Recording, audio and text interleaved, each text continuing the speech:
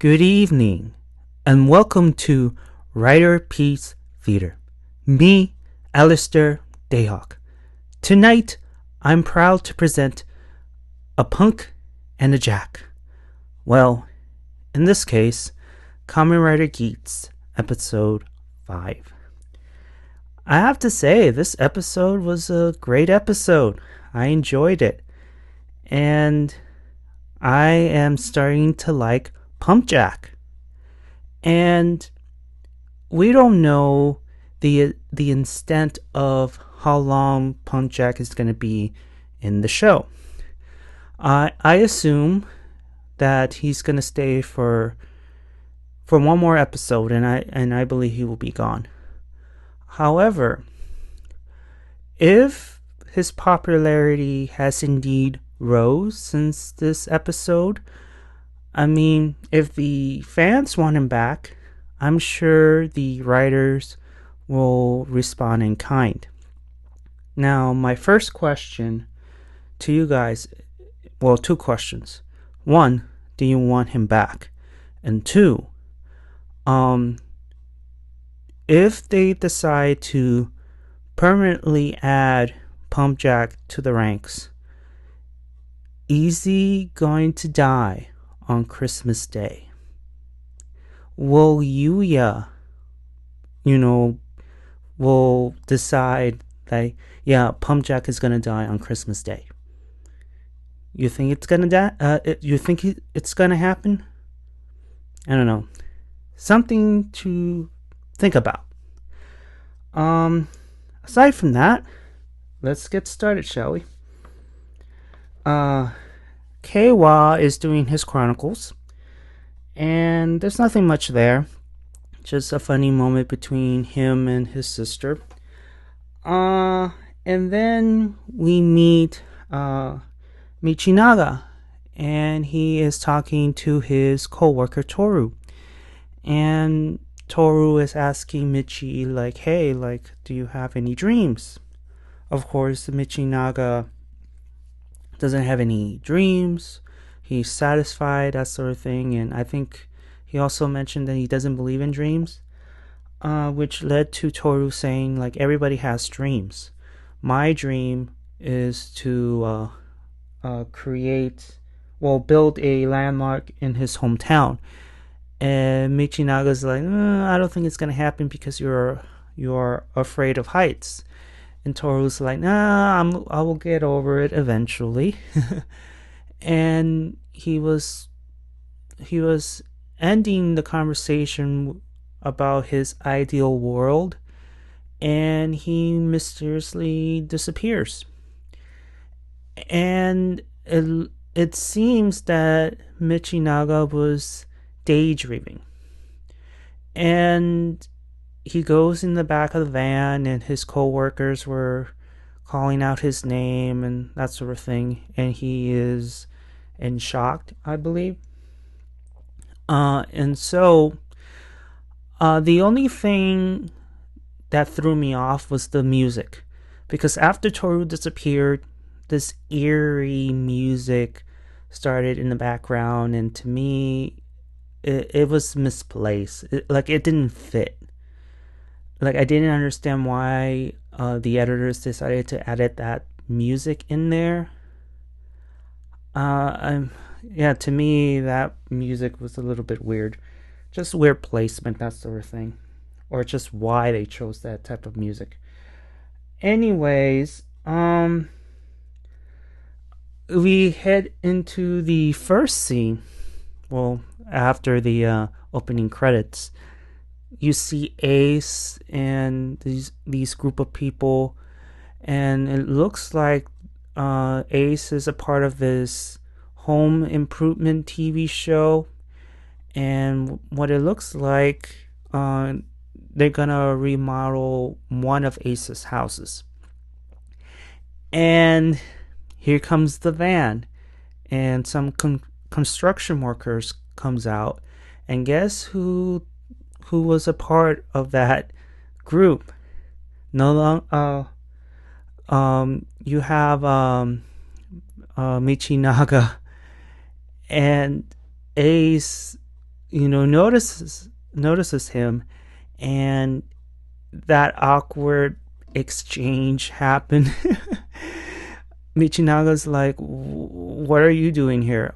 This is my house, and it looks like you're gonna be part of the project of remodeling my house." And that look on Michi's face was priceless. Oh man, it was so funny and awkward at the same time. Another question for you guys: what would you do in in his situation? And what I mean is, Michi Naga situation. Would you still do the job knowing that you're rebuilding your enemy's house? Or two, just said, you know what, I'm, I'm feeling kind of sick, or just goes the other way, like he quits. Not quit on the job, but more like, I'm not going to work this job because my enemy lives here and I don't want to do anything for him. What would you do? What would you do? For me, I have no idea.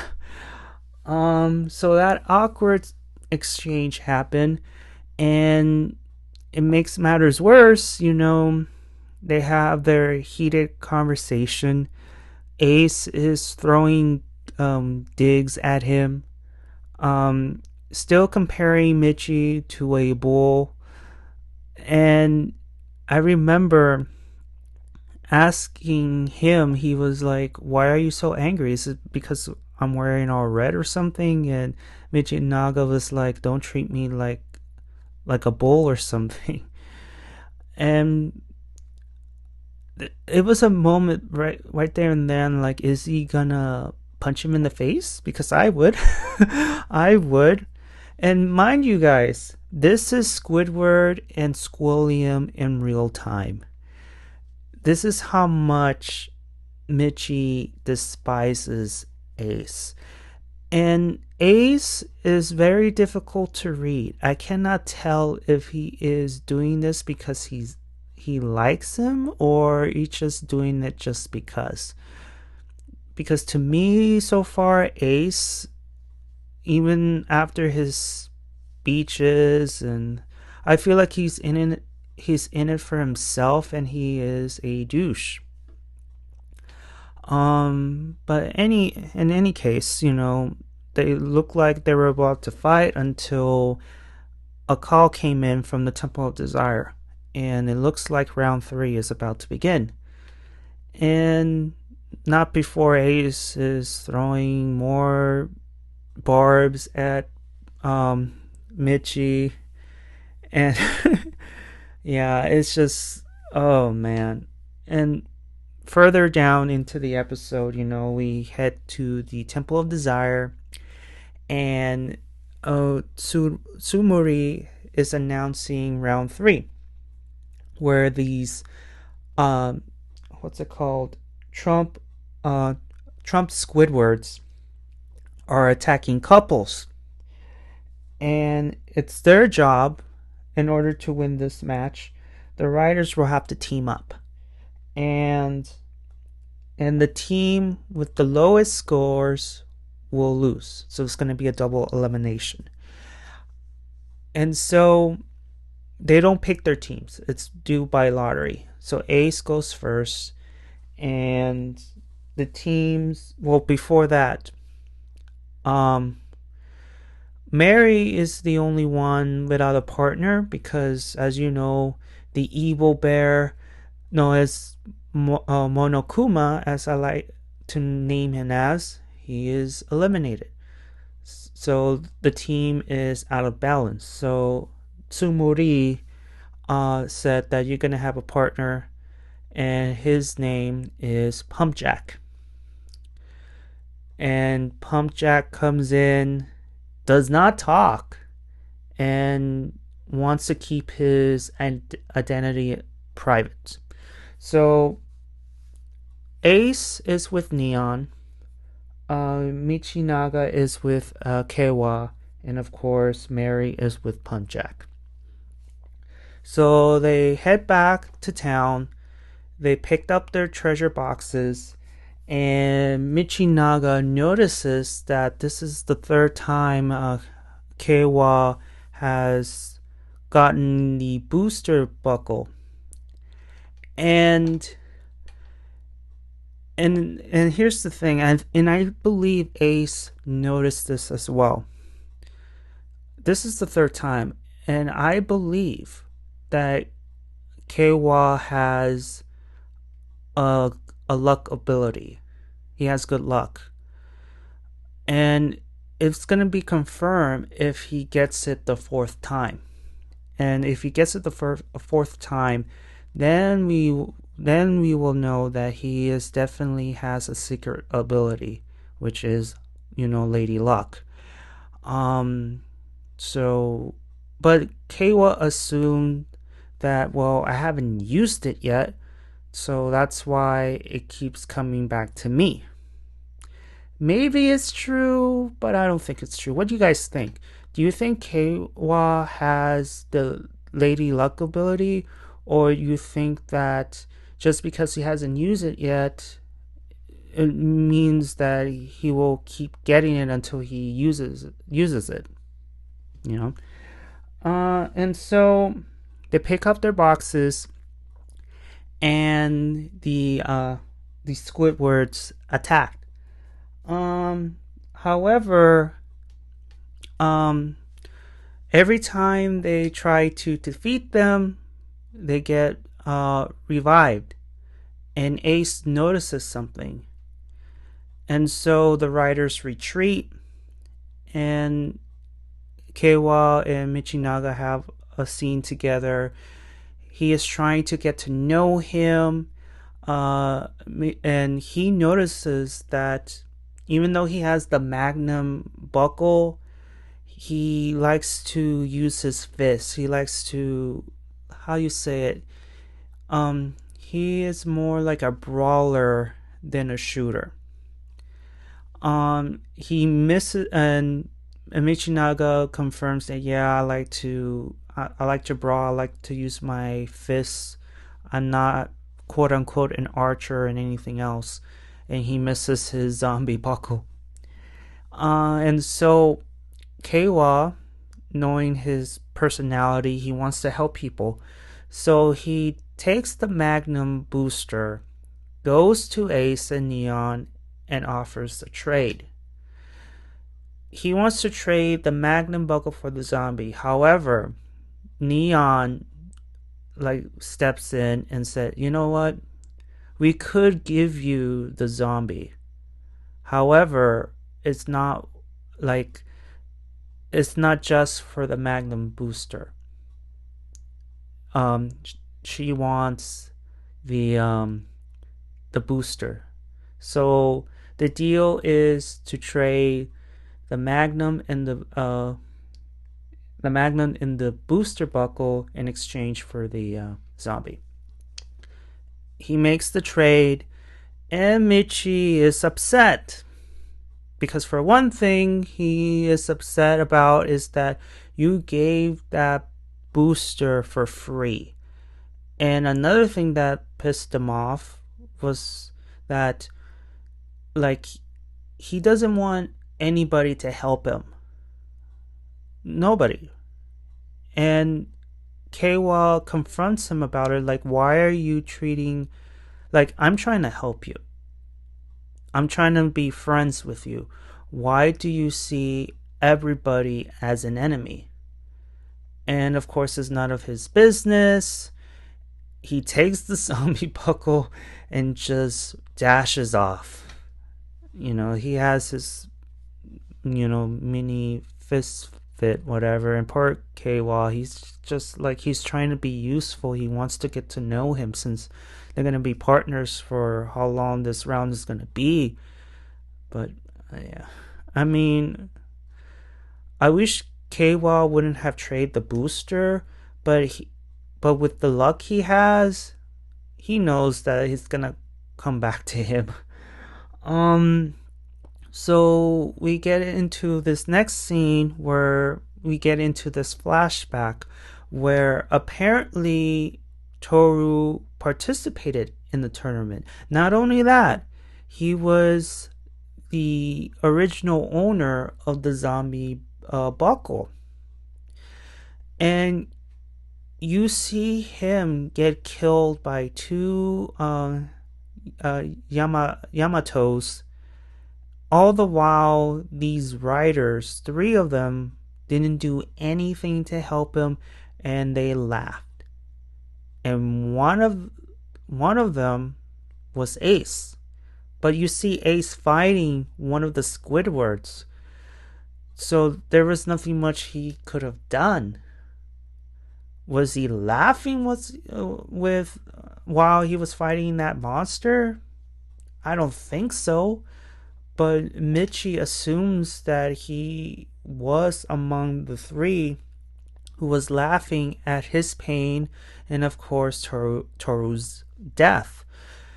Mind you, Toru was like, I can't die this way. I have so much to do, so much to give, and he ends up disappearing. So now we know the origins as to why he hates everybody, mainly Ace. So we go to Neon and Ace. They have their own training because according to Ace, which, he figured out the secret to defeating those Trump Squidwards. And it was done, and they were doing dancing training. Yeah. So the Yamamoto is attacking once again. The riders appear. And during the fight, Keiwa discovers the secret, sort of. He realizes that something is off. He doesn't know it yet. And of course, Michi is not a team player. He wants to do things on his own. And then we cut to Ace and Neon, who discovered the secret.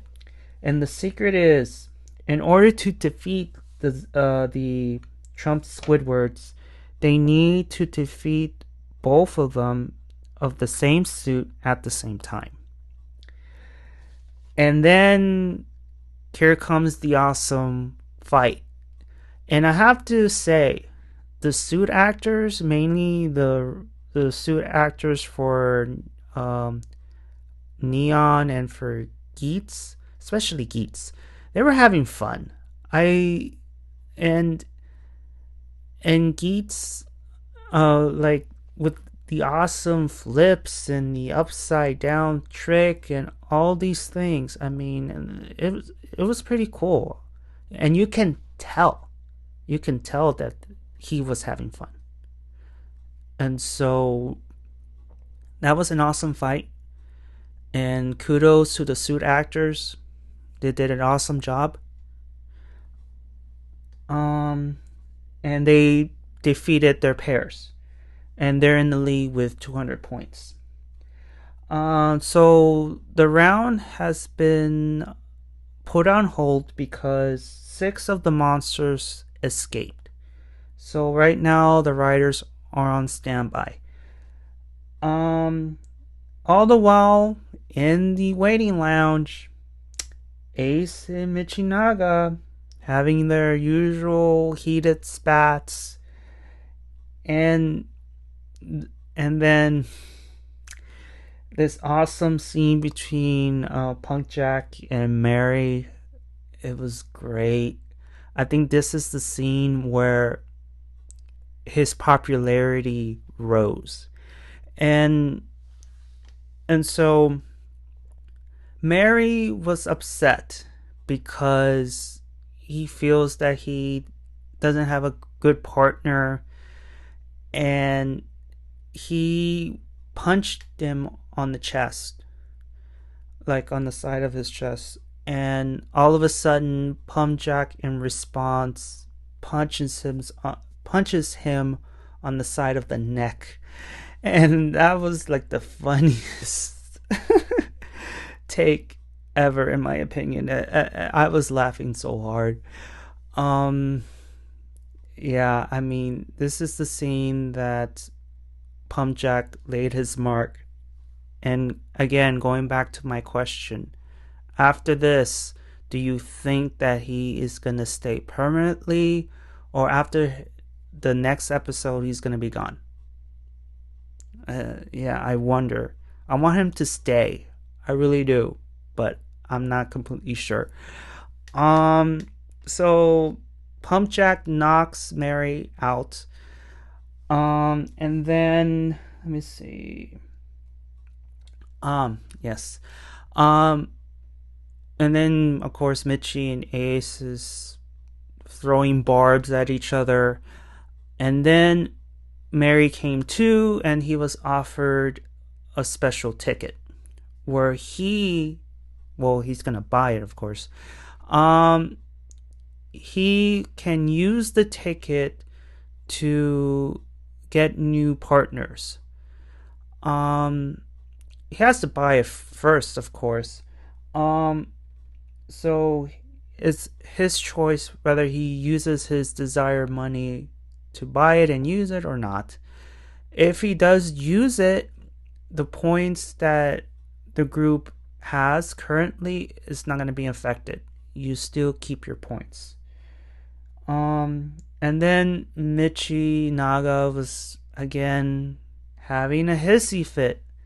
Like, I don't need you guys' pity, like, and he just runs off. Like, this is the second time he just dashes off. Like, he's always angry in this episode. He's always angry. I think he's angry at the fact that people are helping him, and he thinks that they view him as the weak one. But yeah, so he runs off. He goes to the training room and beats up a couple of Squidwards, and then Ace, he comes up and asks him this question, and I believe he's just hinting at the fact that he and Michi are going to team up. He's asking him like what do you think of the idea of being together? And of course he asked, what did you put on that card? What did you wish for? And of course Michi Naga is like, I'm not gonna tell you anything. I don't like the idea of teaming up with you. I see everybody, including you, as an enemy. However, his wish, according to him, is not confirmed yet until we see the scene of him writing what he's going to say, which is, my wish is to crush people like Ace. Unless I see him writing that, I won't believe it. I believe what he wrote was to bring back his friend. That's what I think. But I could be wrong. I was wrong before. I thought Neon wrote that she wants a normal everyday life, but instead, what she said was true. She wanted to find true love, and that's what she put. So I'm not sure about Michi, but we'll see. We'll see. And so he leaves again, and the last scene is where Michi meets with Mary. He bought the ticket and he's going to use it. So now that he's going to use it, everybody's partners are going to get switched. And that's the end of the episode. Yeah, this episode was great. I mean, Michi Naga's he is brilliant. Ace is Ace. Again, he is very difficult to read. I want to like him, but he is such a douche. It feels like he's in it for himself. Um, it's just I just don't like how he is throwing barbs at Michinaga, and I'm surprised he's holding some such restraint because it will get to the point where he's gonna like wanna punch him in the face, and I'm surprised he didn't do it. So he is restraining himself, but I still can't believe Ace like throwing punches at him and just to get a reaction. Does Ace like him in a weird way, or I don't know. It's too early to tell. And poor Keiwa, he's trying his best to get to know him, but he is pushing him away. And again, he sees everybody as an enemy due to what happened to his friend Toru.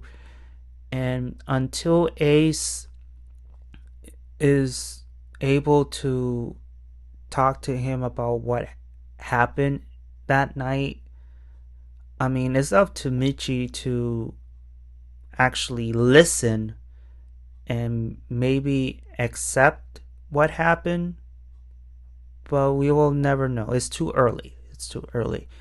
And with PunkJack, I want him to stay. I like him.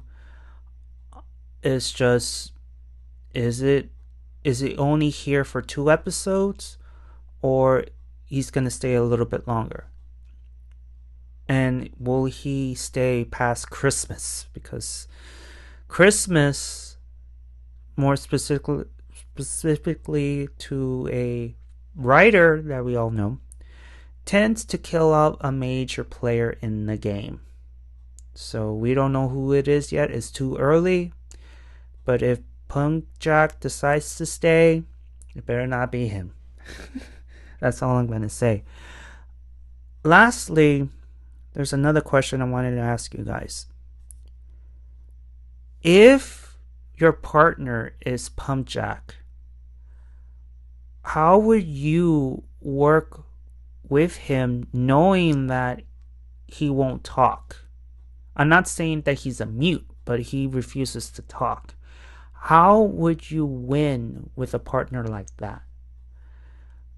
Regardless if he is a good fighter or not, how will you be able to win this round without talking and just plan things in order to win this round? For me, as much as I want to team up with him, it's going to be very hard to throw ideas at him when he can't talk or won't talk. So I don't know what you guys think on that. Anything else I want to add? I think that's it. I mean, the episode was great. The suit actors, especially with Geats and with Geats' suit actor, perfect. I enjoyed it. I can tell that he was having fun.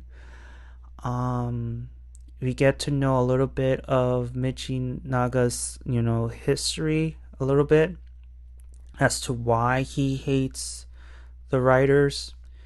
And of course, Michinaga points out yet again that you cannot trust anybody. I mean, they're going to stab you in the back. And at the end of the day, every man for himself, because the tournament needs to have one winner. And he reminds Kiwa of that. And I wonder if Kiwa will be the last man standing. I don't think he will, but who knows? Other than that, I mean, that's it. I mean, what do you guys think about my questions? Do you have your answers yet? If so, write on the comments below, because I'm dying to know. This episode is a lot of what ifs, like what would you do? Because I in my if if I was Mitchie, I was like, I will not be remodeling your house because I hate your guts. And like like I wish I have nothing to say about that. I mean, I'm just flabbergasted. I don't know what to say because I don't know what I do in that situation. But it's a funny moment, and you can tell that he really hates Ace with a passion. Um, I think that's it. What do you guys think about episode 5? Did you like it? Did you dislike it? And if you didn't, what would you do to change it? Let me know if I miss anything. Even though I have my notes in front of me, sometimes I miss a couple of things. So please, let me know if I miss anything. Um, also think about the questions that I ask, and because I'm very interested on your answers. And then yeah, that's it. Give a like if you like it. Please subscribe, and if you didn't like my if you didn't like my review, thank you so much for listening to the very end.